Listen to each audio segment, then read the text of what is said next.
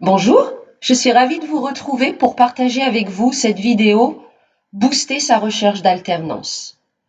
Je vais vous détailler les 7 étapes qui sont pour moi importantes pour maximiser vos chances de réussir. Mais avant d'entrer dans le vif du sujet, quelques mots sur moi. Je m'appelle Fanny Provost et je suis coach en orientation et en parcours professionnel. J'ai pas toujours exercé ce métier. J'ai été pendant 10 ans directrice d'une maison de l'emploi et de la formation sur le territoire du Rhône, période pendant laquelle j'ai beaucoup travaillé sur les politiques territoriales de l'orientation. Depuis 3 ans, je me forme au métier du coaching, à ses outils, à ses techniques. Et c'est assez naturellement finalement qu'après mon expérience à la maison de l'emploi, j'ai eu envie de m'installer et d'accompagner des jeunes, mais aussi des adultes, dans leur orientation, leur intégration professionnelle, mais aussi leur reconversion. Je ne vais pas vous en dire beaucoup plus dans cette vidéo, c'est pas l'objet.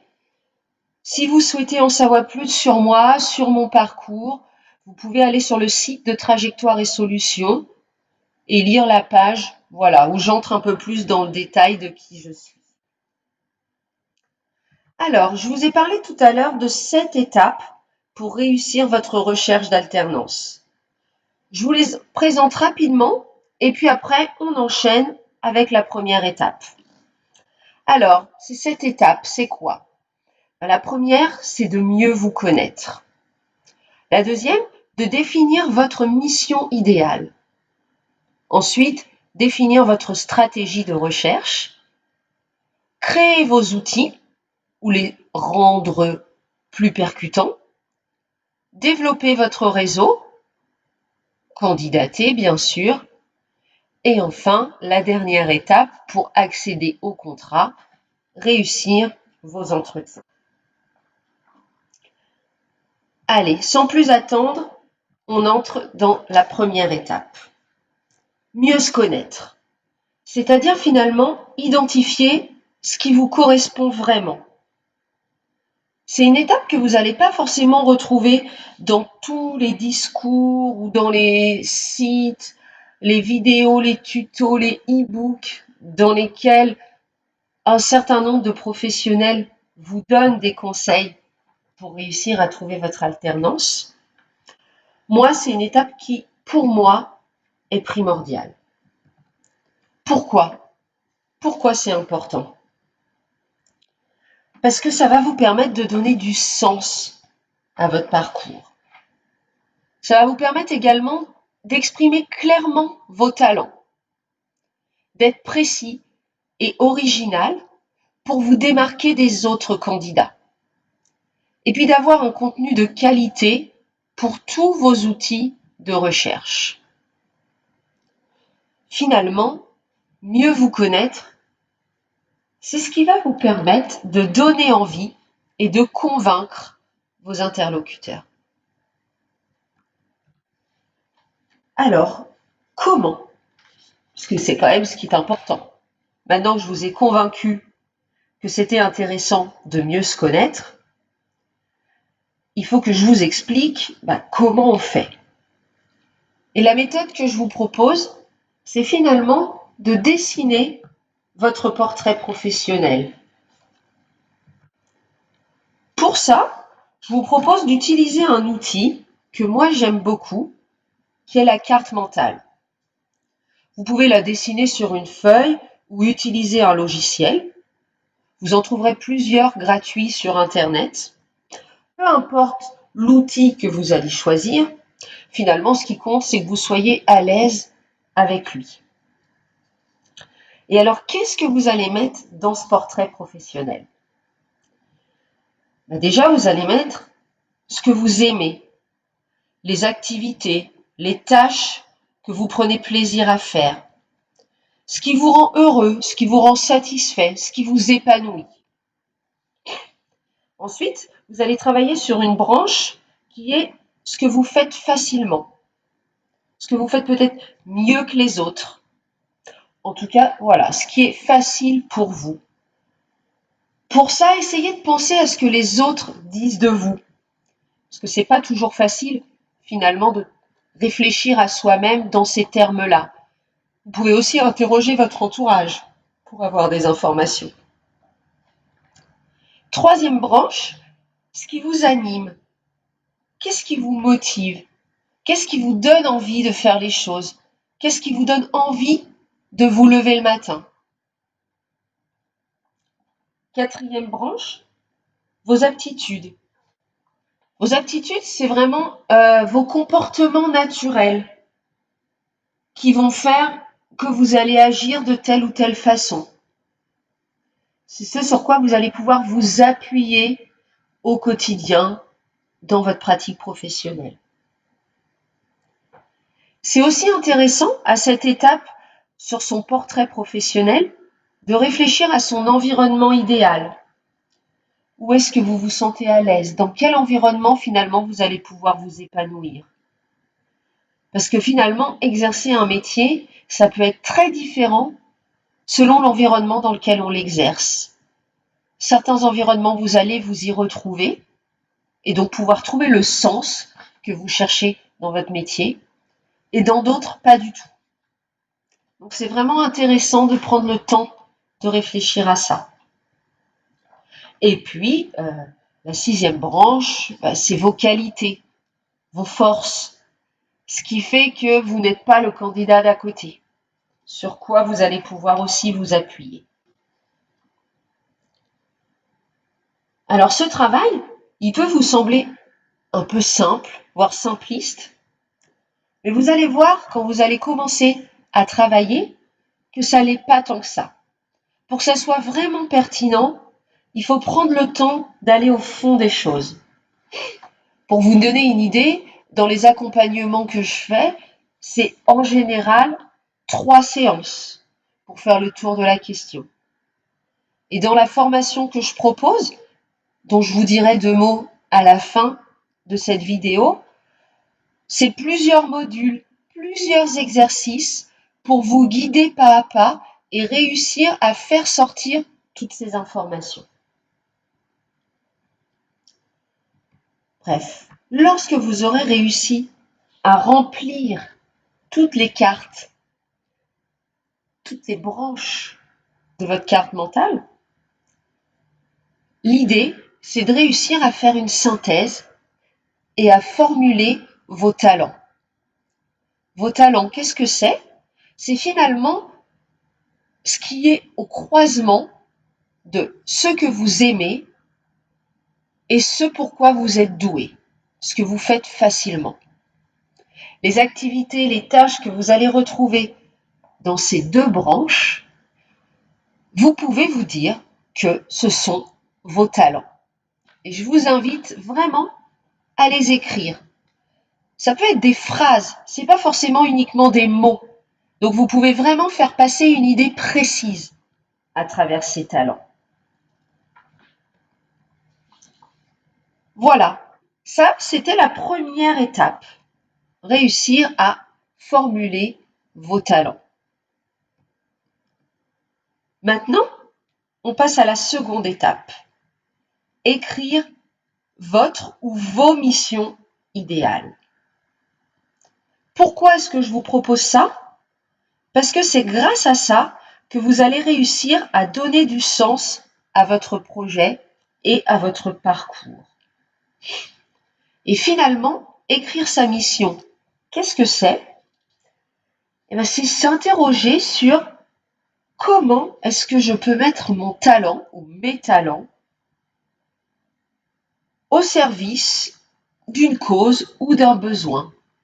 Comment est-ce qu'ils peuvent me permettre d'être utile au monde et de donner du sens à ce que je fais?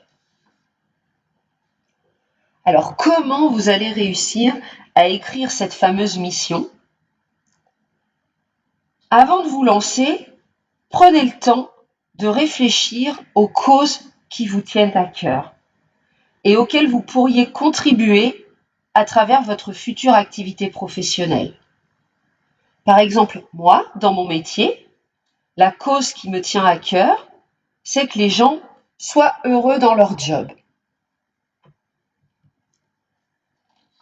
Pour vous aider à identifier ces causes qui vous tiennent à cœur ou ces besoins auxquels vous voulez répondre, quelques questions auxquelles vous pouvez réfléchir. Bien sûr, quelles sont les causes qui vous tiennent à cœur? Qui est-ce que j'ai envie d'aider? Des hommes, de la nature, des animaux, peu importe. Vous partez du plus général et puis vous allez au plus spécifique. Vous essayez de préciser au maximum votre pensée. Vous pouvez aussi vous interroger sur quel sujet vous met en colère ou quel sujet vous intéresse. L'idée, c'est vraiment de lister très largement tous ces sujets qui peuvent avoir de l'intérêt pour vous. Lorsque vous avez fait le tour de cette question, là encore, faites une synthèse dans une ou plusieurs phrases. C'est difficile de trouver la bonne formulation dès le début. Donc, pour ne pas vous bloquer, ce que je vous propose, c'est de prendre une feuille et d'essayer de remplir toute la feuille de toute une liste de missions. Vous allez pouvoir, comme ça, tester plusieurs formulations. Et ensuite, vous aurez de la matière sur laquelle vous pourrez revenir, vous pourrez barrer les missions qui finalement, les formulations qui ne vous conviennent pas, retoucher celles qui ne sont pas complètement exactes. Mais l'idée, c'est de réussir à formuler dans une phrase qui vous voulez aider et quels problèmes ont-ils que vous voulez aider à résoudre. Lorsque vous aurez cette page de formulation de mission, vous aurez déjà fait un bon pas dans l'identification précise de qui vous êtes et de ce que vous cherchez dans votre activité professionnelle. Là encore, c'est une étape qui peut paraître rapide et simple, mais en accompagnement, c'est 2 séances de travail. Dans la formation, c'est également plusieurs modules, plusieurs exercices pour vraiment aller au fond des choses. Maintenant que vous avez fait ce travail, vous allez pouvoir passer à l'étape 3 qui est de définir votre stratégie de recherche. Même si ça peut vous paraître un peu superflu comme étape, je vous conseille vraiment de prendre le temps de le faire. Parce que ça va vous permettre d'optimiser votre recherche, de savoir où vous allez. Ça va aussi vous permettre d'être plus percutant, parce que vous allez savoir très précisément pourquoi vous contactez telle ou telle personne, telle ou telle entreprise. Et puis, ça va vraiment vous permettre de gagner en motivation et de rester motivé dans le temps. Se fixer des objectifs, voir que chaque jour, chaque semaine, on a rempli ses objectifs, c'est vraiment important pour rester dans la dynamique de la recherche. Et finalement, c'est une des clés qui va vous permettre de réussir. Alors, comment est-ce qu'on fait pour définir sa stratégie de recherche d'alternance? La première chose à faire, c'est de définir votre cible. Votre cible précise, c'est-à-dire quelles sont les activités, quels sont les secteurs, quelles sont les entreprises dans lesquelles vous allez pouvoir exercer votre mission. Votre mission, je vous rappelle, c'est ce que vous avez écrit dans la phase 2. Donc, on est déjà sur quelque chose de précis. Et là, voilà, vous allez vous dire, OK, ma mission, où est-ce que je vais pouvoir l'exercer? Faites la liste de tous ces secteurs, toutes ces entreprises, toutes ces organisations dans lesquelles vous serez en mesure d'exercer votre mission. Ensuite, ce que je vous conseille, c'est de segmenter votre cible. Tous les types d'entreprises, tous les secteurs ne vous apporteront pas la même chose. Donc, il faut que vous soyez au clair avec, OK, tel type d'entreprise, ils proposent plutôt tel type de poste, tel type de mission. Moi, ça va correspondre à ça et ça va me permettre ça. Ok, je suis motivée pour ça. Et de le faire, voilà, au plus précis également. Ensuite, priorisez. Classez vos cibles.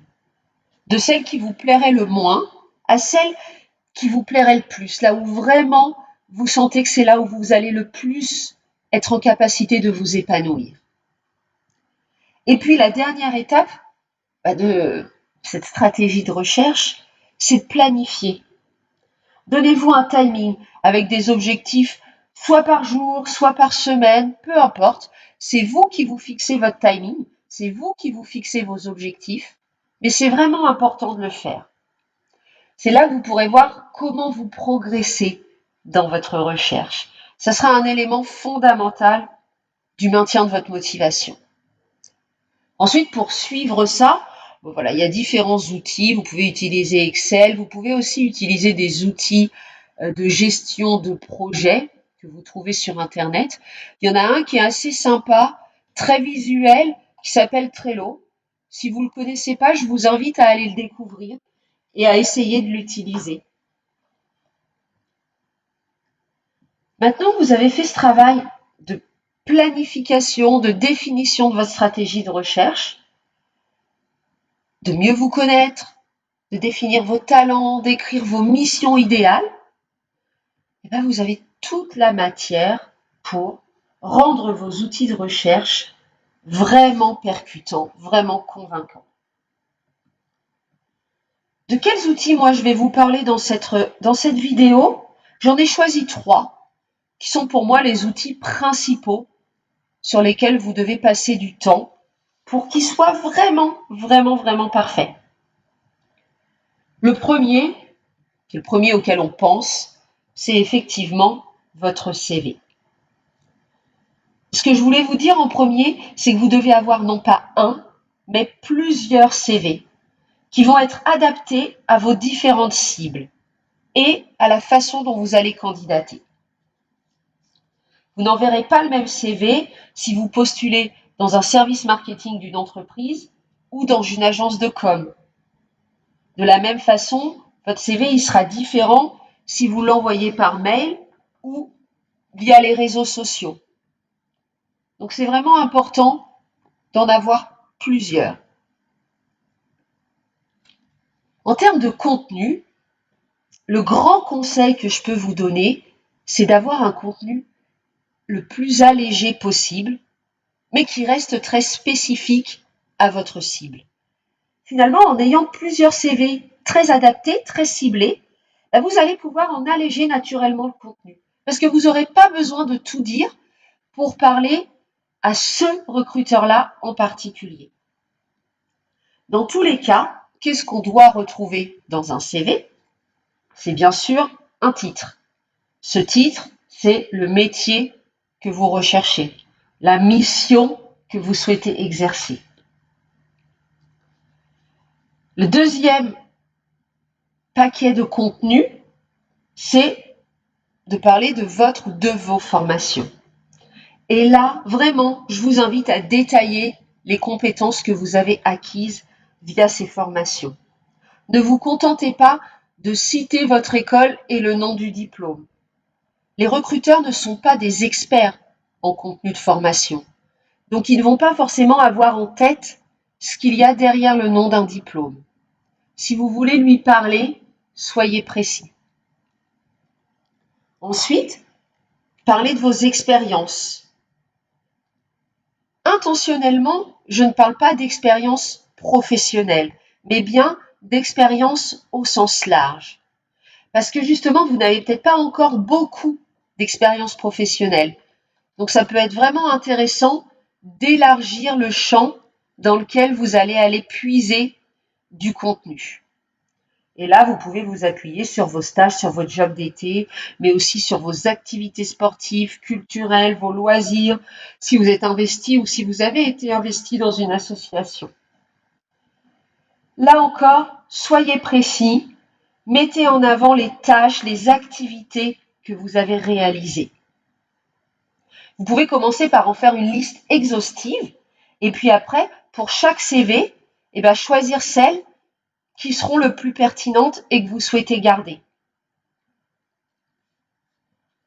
Aujourd'hui, il y a eu un débat pendant quelques années sur est-ce qu'on doit parler de CV par compétence, est-ce qu'on doit mettre un petit encart compétences pour que tout de suite le recruteur puisse les retrouver. Moi, je trouve que c'est intéressant, mais là, l'idée, ce n'est pas de reparler des compétences techniques que vous avez acquises à travers votre formation ou à travers vos expériences. Donc, ce que je vous conseille, c'est vraiment de vous focaliser sur vos compétences transversales, ce qu'on peut aussi appeler les soft skills, ce que moi j'appelle les aptitudes. Et puis, c'est toujours intéressant et ça permet vraiment de personnaliser votre CV. Un petit paragraphe, un petit encart sur vos valeurs ou vos motivations ou vos qualités. Peu importe, là c'est vous qui allez choisir ce qui vous correspond le mieux, sur quel sujet finalement vous avez les choses les plus intéressantes à dire. Voilà pour ce qui concerne le contenu du CV. Je vous redis encore une fois, adaptez vraiment le contenu à votre cible pour ne pas avoir un CV trop lourd et illisible. Justement, sur la forme, alors je ne vais pas m'étendre trop longtemps là-dessus parce que vous pouvez trouver beaucoup de choses sur Internet, sur des exemples de CV, originaux, lisibles, pas toujours. Là-dessus, soyez vigilants. Même si vous voulez faire dans l'originalité, gardez un CV lisible dans lequel le recruteur va pouvoir facilement trouver l'information. Mon grand conseil, c'est quand même que vous ne pouvez pas envoyer un CV que vous auriez mis sur les réseaux sociaux par mail ou encore moins mettre sur vos réseaux sociaux le CV que vous avez l'habitude d'envoyer par mail. C'est pas lisible sur un post LinkedIn ou Facebook, un document A4 écrit assez petit avec beaucoup d'infos. Donc, faites plusieurs CV en fonction du canal sur lequel vous allez le communiquer. CV que vous allez envoyer par mail, il va être un peu plus complet. Vous pouvez quand même aller sur une forme graphique un peu illustrée parce que c'est plus sympa, c'est plus agréable à lire. Vous pouvez aussi essayer d'opter pour une mise en page qui va être spécifique par rapport au secteur d'activité que vous visez. Mais le maître mot, c'est de garder une police et une organisation claires. Deux outils que vous pouvez utiliser pour vos mises en forme, canva.com et cvdesigner.com, qui sont des outils que vous trouvez sur Internet gratuitement et qui peuvent vraiment vous faciliter cette mise en page. Sur les réseaux sociaux, là, vous pouvez vous permettre d'être plus original, d'aller sur du CV image ou du CV vidéo. Et pareil, voilà quelques outils que vous pouvez utiliser pour faire ces montages.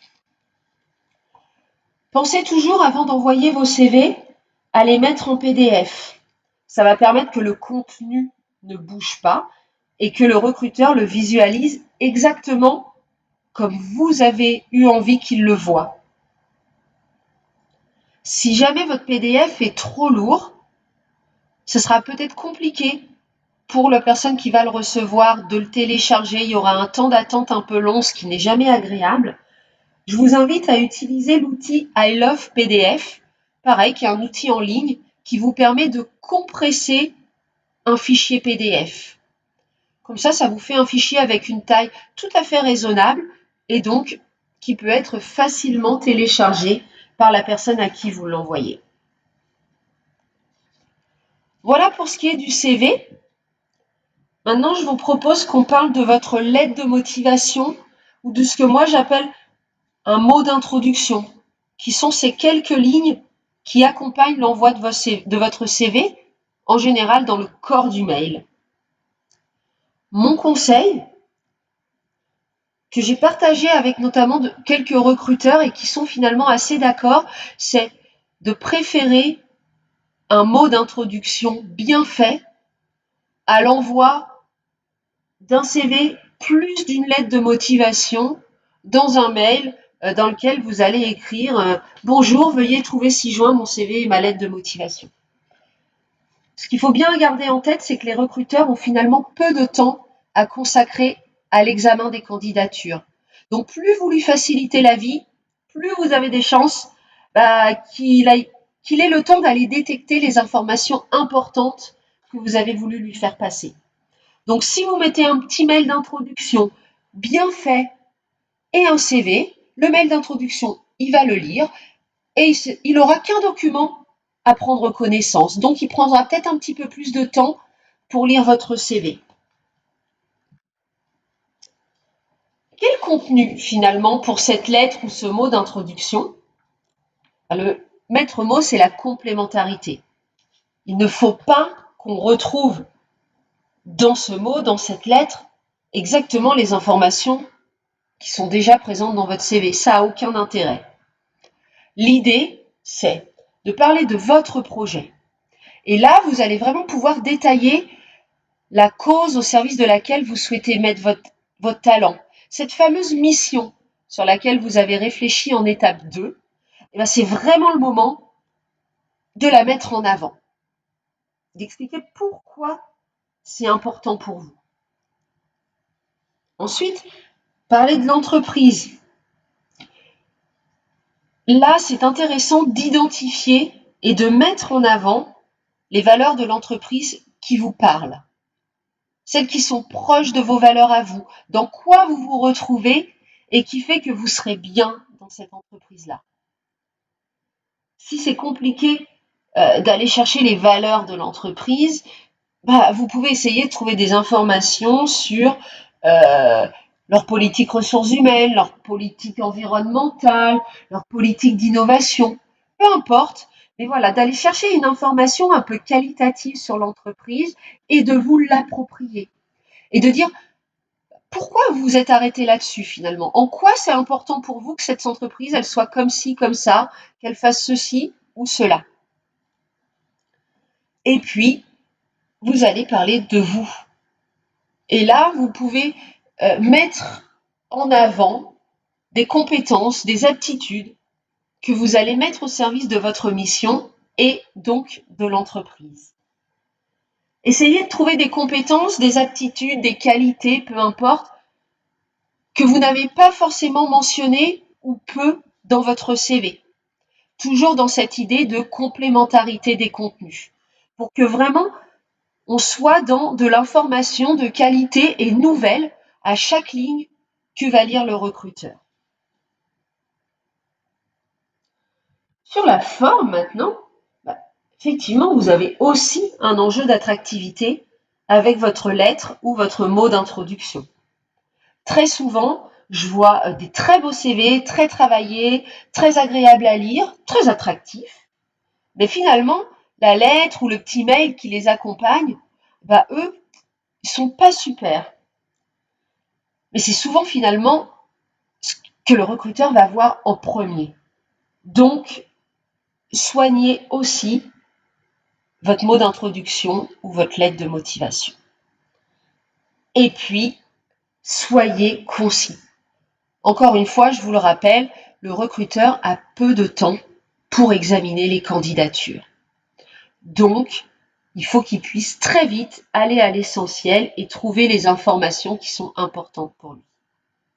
Si vous faites un mot d'introduction, donc plutôt dans le corps du mail, une dizaine de lignes maximum, ce sera très bien. Si vous faites une lettre de motivation, ça peut aller jusqu'à une quinzaine de lignes.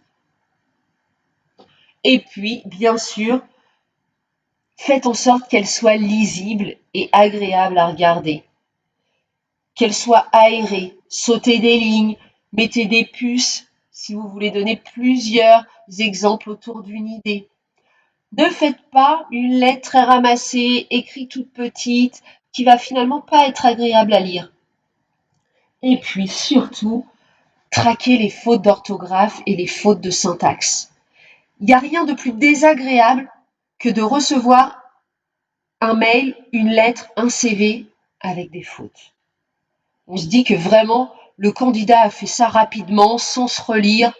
finalement, il n'a pas apporté une attention très très poussée sur sa candidature et ça ne met pas le recruteur dans de bonnes dispositions.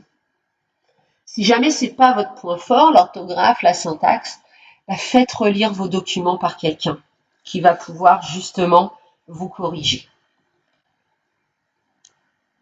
Voilà pour la lettre de motivation. Le dernier outil dont je voulais vous parler sur cette vidéo, c'est votre profil sur les réseaux sociaux. C'est de plus en plus votre premier contact avec les recruteurs. C'est donc vraiment important de prendre le temps de soigner ce profil.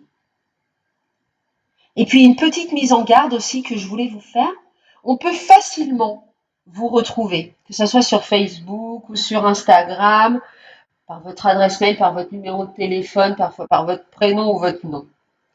Et si jamais un recruteur vous recherche, il vous trouve très souvent et il va se faire une idée de vous en fonction de ce qu'il va voir sur votre profil. Qu'est-ce que vous publiez, qu'est-ce que vous likez, qu'est-ce que vous partagez. Supprimez toutes les photos qui sont inappropriées à un contenu professionnel. Et réglez les paramètres de vos profils en privé et laissez en public finalement que les informations qui pourraient être lues par votre futur employeur. Ce profil, que ce soit sur Facebook, sur Instagram ou bien sûr sur LinkedIn, et c'est à ce réseau qu'on pense en premier aujourd'hui en termes de réseau professionnel, qu'est-ce qu'il doit contenir? Il doit contenir un titre qui est le nom du poste que vous recherchez. Et vous pouvez mentionner que vous êtes en recherche d'une opportunité, d'une alternance. Vous choisissez les termes qui vous correspondent le mieux. C'est vraiment important de mettre une photo. On n'aime pas toujours se voir en photo, mais les profils sans photo sont très vite balayés et les recruteurs ne vont pas voir le contenu. Donc c'est quand même dommage de passer du temps à compléter votre profil pour qu'il ne soit pas lu.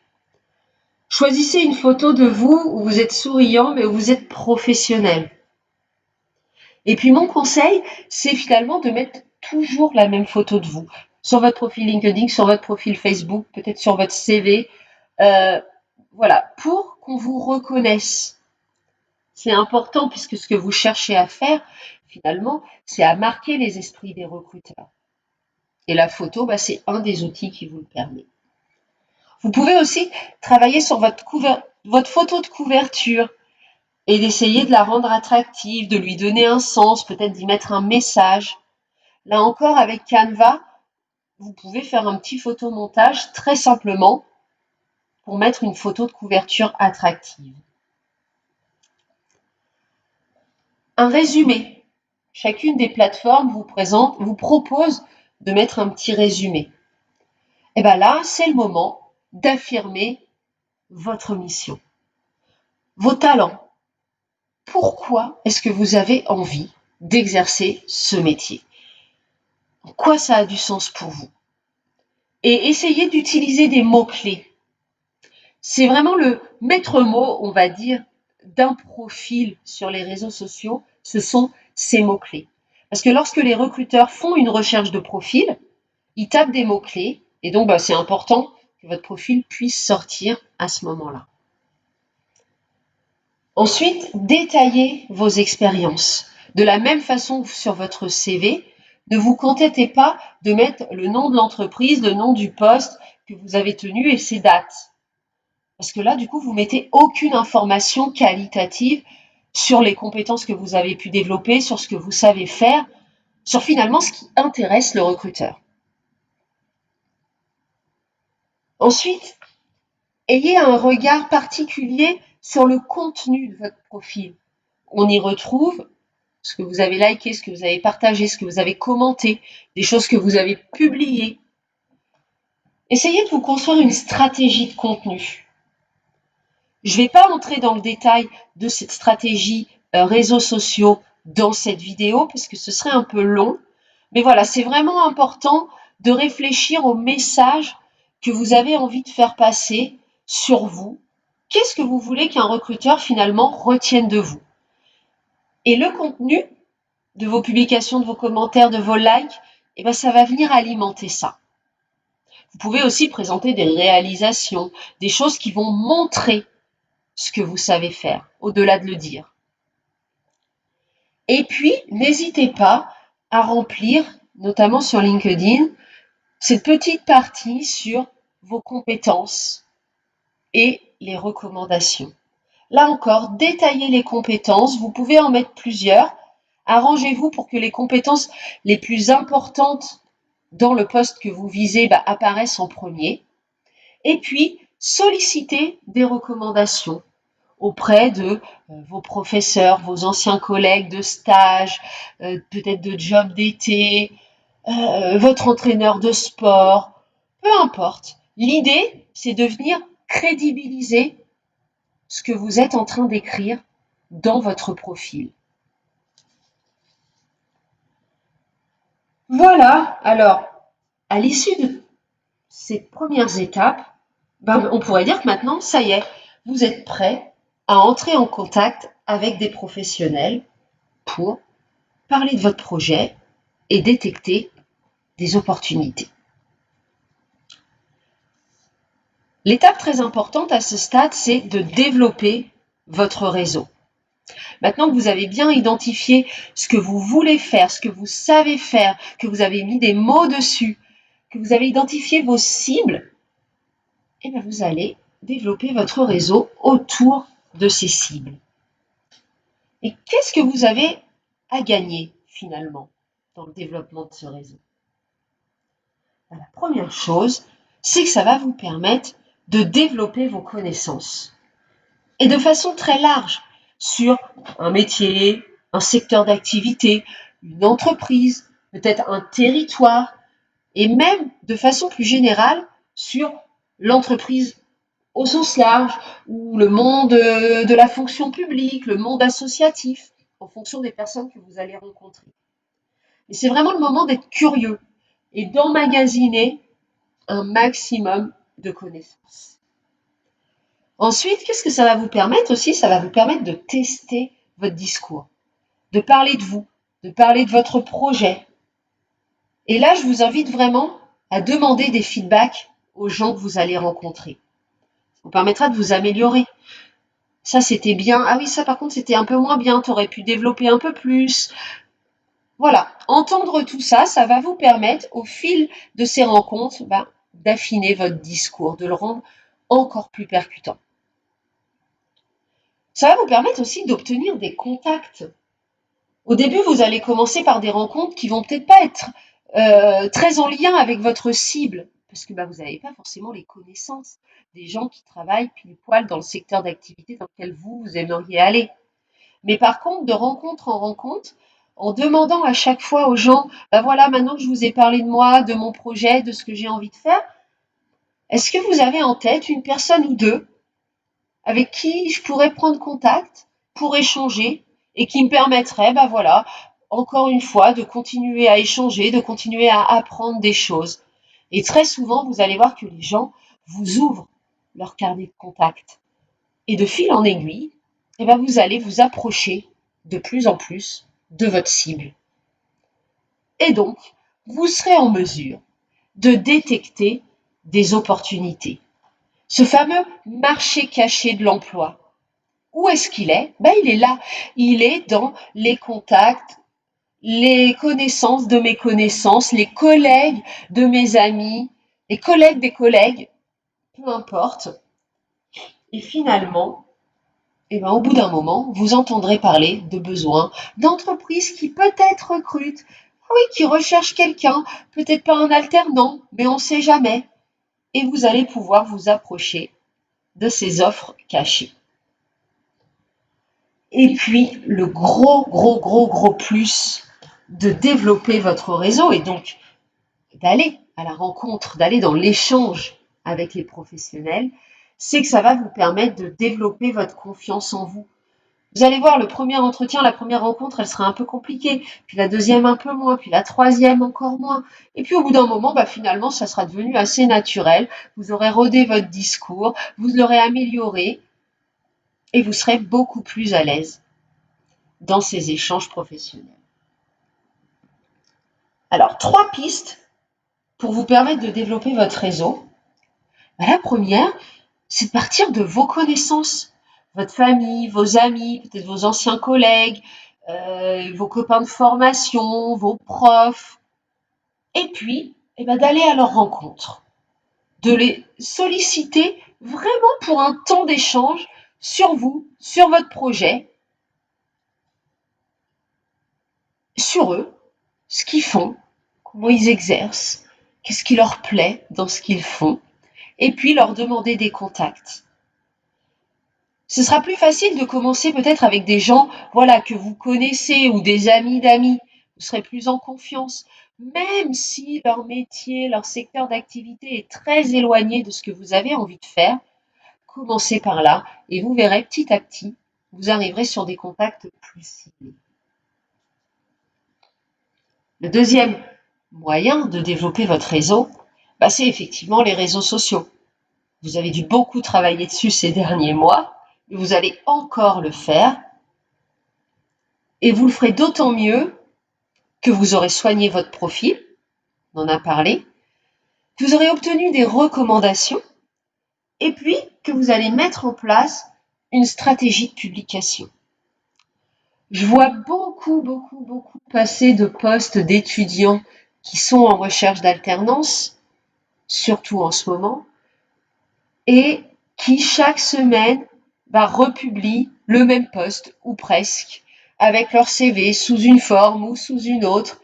Mais voilà, avec le même message qui est « Je recherche une alternance, s'il vous plaît, partagez mon poste, ça pourra m'aider ».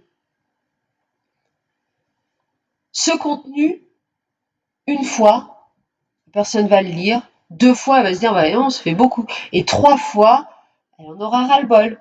Il faut vraiment que vous réfléchissiez à apporter des contenus différents qui vont apporter de la valeur aux personnes qui les lisent. Là encore, je ne vais pas entrer plus dans le détail pendant cette vidéo parce que c'est un vrai sujet à part entière.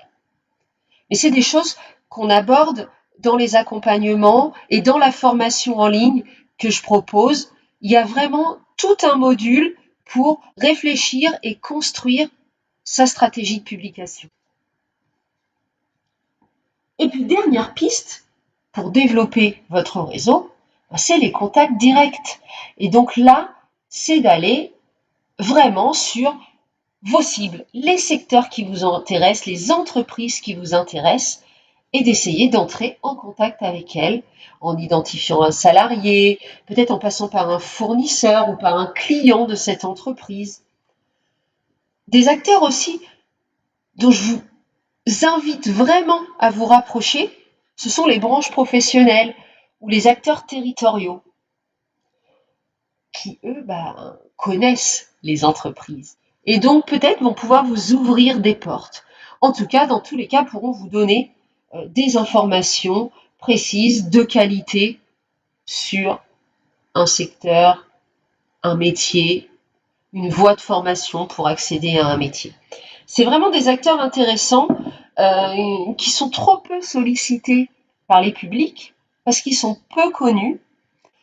Pour avoir beaucoup travaillé à leur côté, notamment quand j'étais à la Maison de l'Emploi, sont vraiment des mines d'informations hyper importantes avec des gens qui sont engagés, dévoués et qui seront très souvent prêts à vous consacrer un peu de temps. Voilà. Pour ce qui est de développer votre réseau. Juste pour finir là-dessus, vraiment, mon conseil, c'est de multiplier les contacts. Même ceux qui, a priori, n'ont rien à voir avec votre recherche.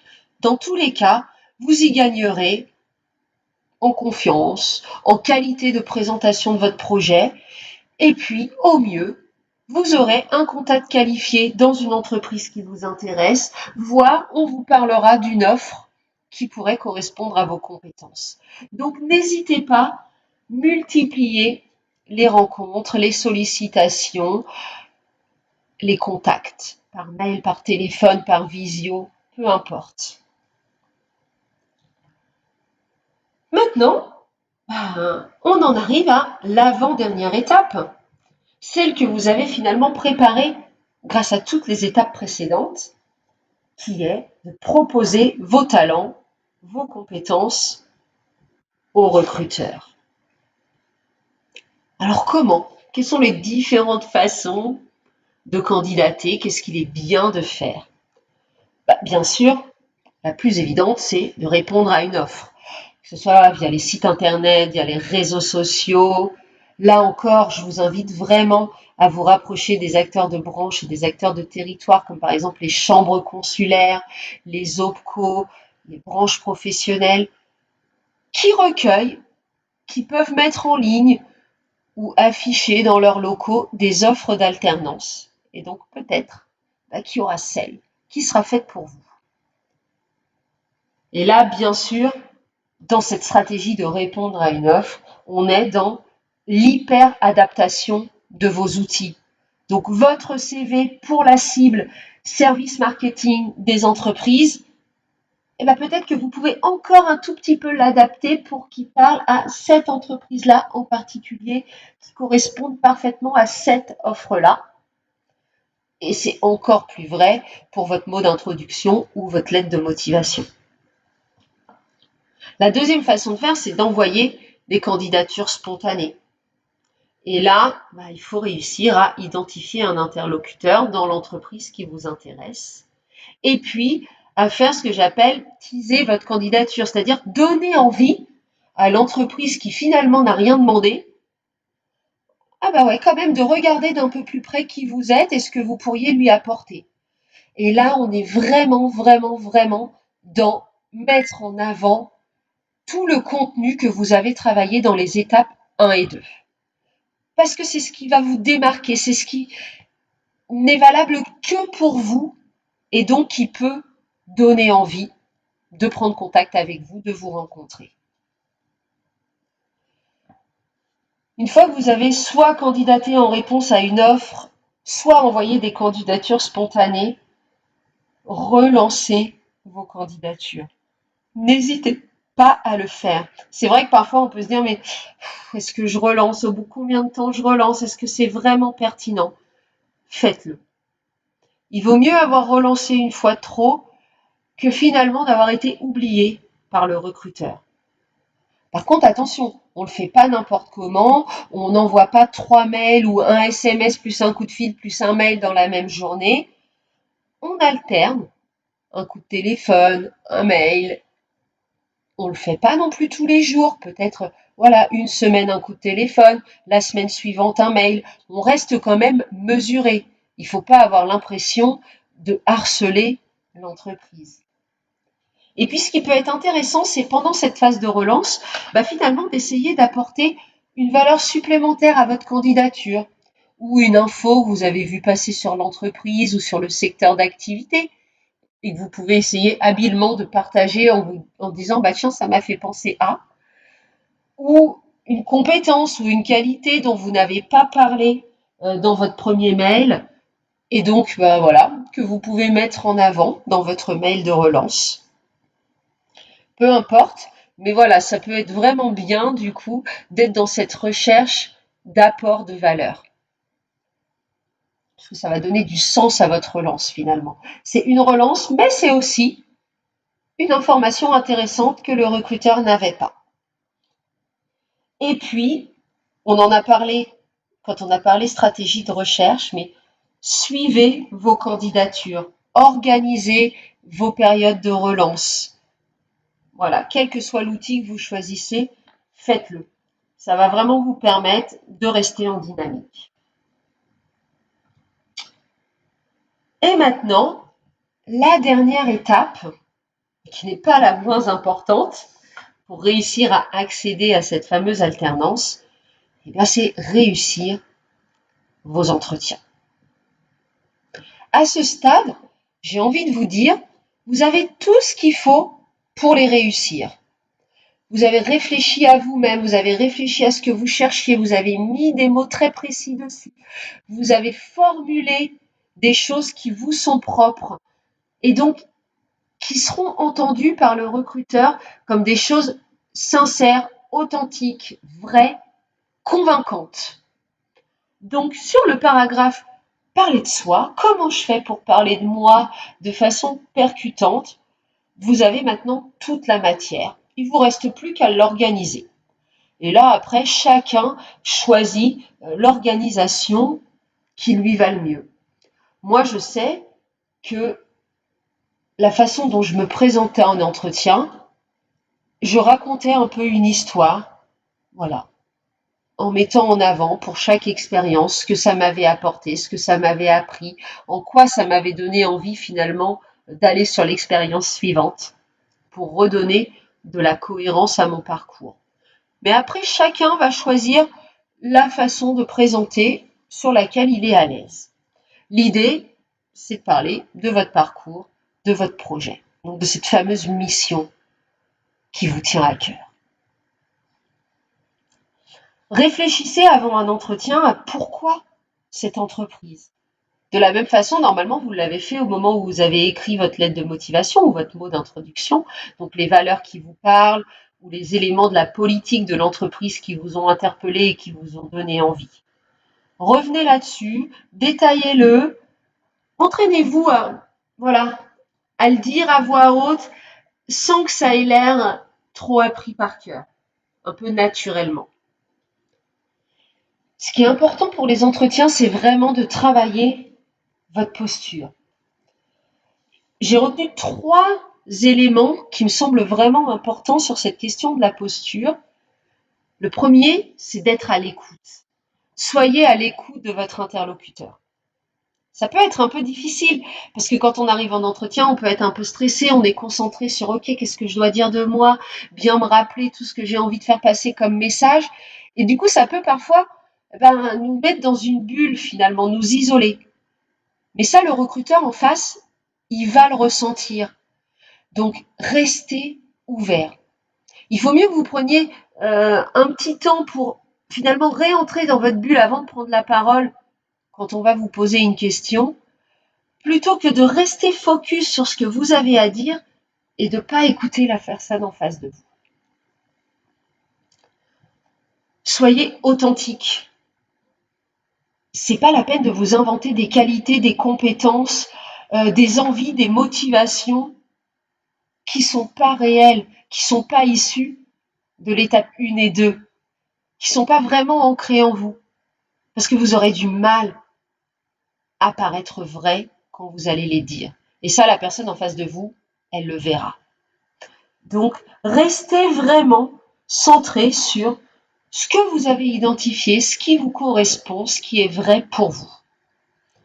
Et puis, soyez curieux. On aime tous que les gens s'intéressent à nous, s'intéressent à notre entreprise, s'intéressent à notre métier. Donc, n'hésitez pas à réfléchir et à poser quelques questions à votre interlocuteur. Et puis, mon dernier conseil, c'est entraînez-vous. Bien sûr, le premier, il ne sera pas parfait.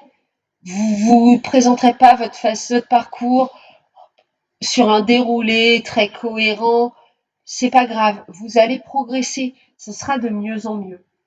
Donc si vous avez la possibilité, entraînez-vous auprès de vos proches, auprès de vos amis, auprès des personnes du réseau que vous allez solliciter. Je vous l'ai dit tout à l'heure, c'est vraiment un des gros plus de ces rencontres réseau. Finalement, c'est de tester votre discours et de l'améliorer en continu. Ce sont aussi des choses sur lesquelles, dans les accompagnements que je peux être amenée à faire, et notamment les accompagnements collectifs sur lesquels on passe du temps, s'entraîner avec quelqu'un qui est là, qui fait du feedback, ça c'était bien, ça tu pourrais l'améliorer, pour que petit à petit vous puissiez progresser là-dessus. Voilà, on a fait le tour de ce que j'avais envie de partager avec vous à travers cette vidéo.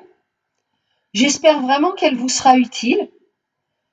Si jamais vous avez envie d'aller plus loin, sachez que voilà, je peux vous accompagner ou en individuel ou en collectif, que je vous propose également une formation en ligne avec des modules auxquels vous pouvez accéder de chez vous, des exercices qui vont vous aider pas à pas, finalement, à franchir ces 7 étapes pour réussir votre recherche d'alternance. N'hésitez pas, j'ai à la fois une page LinkedIn et à la fois une page Facebook dédiée à l'entreprise Trajectoire et Solutions. Abonnez-vous, comme ça vous pourrez recevoir les nouvelles, les petits conseils, les petites astuces, tout ce que je peux être amenée à partager avec mes abonnés plusieurs fois par semaine pour les aider. Dans tous les cas, je vous remercie de m'avoir écouté et puis je vous souhaite vraiment de belles réussites dans votre recherche. Essayez d'y prendre du plaisir. C'est vrai que c'est pas toujours une période évidente qu'on aime, mais si vous réussissez à trouver un peu de plaisir là-dedans, les personnes en face de vous vont le ressentir et ça rendra votre candidature beaucoup plus impactante. Voilà, je vous dis à très bientôt, j'espère, et puis je vous souhaite bon courage dans vos recherches. Au revoir.